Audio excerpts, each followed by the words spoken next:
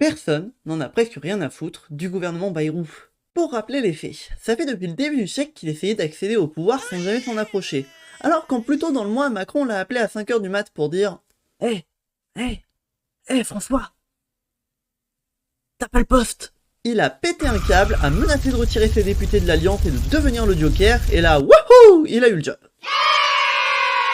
Lui permettant ainsi d'envoyer des signaux désastreux, en nommant l'abject Darmanin toujours accusé de VSS à la justice, juste après la fin de l'affaire Mazan, et Manuel Valls aux Outre-mer, juste après la catastrophe qu'a connue Mayotte, alors que bon, Enfin, c'est Manuel Valls, quoi, ils ont déjà eu un cyclone, ils ont pas besoin de ça en plus.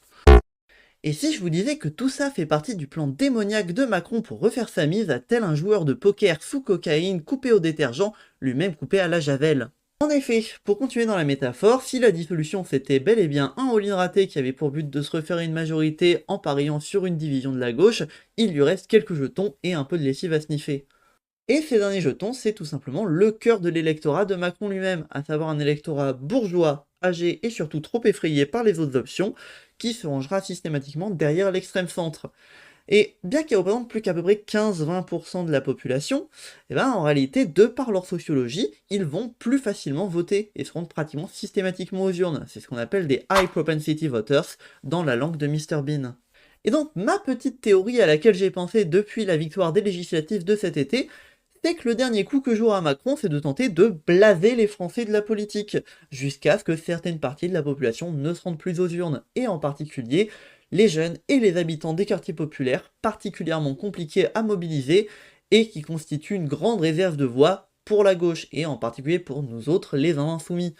Vu que son objectif, on rappelle, c'est avant tout qu'on n'arrive pas au pouvoir pour réparer ces conneries, quitte à donner les clés à l'extrême droite. Alors pour nous saouler, il a plusieurs options, dont certaines qu'il applique plus ou moins déjà, comme nommer des premiers ministres à la chaîne avec des gouvernements qui ont globalement la même gueule, histoire de bien montrer aux électeurs que de toute façon leur vote y compte pas, et qu'à la fin tu finis toujours avec ce turbo Sistra de Rétalio, ou des gars dans le genre qui reviennent. Tout en faisant évidemment un max de consultations inutiles pour gagner du temps entre chaque censure. Je vous en supplie les camarades, arrêtez d'y aller.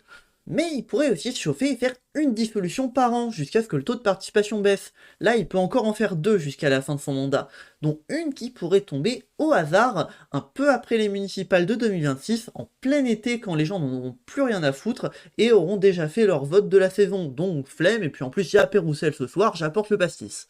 Alors pour l'empêcher de nous douiller, on reste vigilant. Et bon, je sais que suivre tous les changements de gouvernement et la pêche au nom de nouveaux ministres organisés par les médias à chaque fois, c'est chiant. Et franchement, je vous demande pas de tout suivre. Perso, si je le fais encore, c'est juste car je suis complètement autiste. Et je me doute que pour la plupart des gens, mon quotidien a l'air aussi fun que de lécher du plomb en marchant sur des Legos.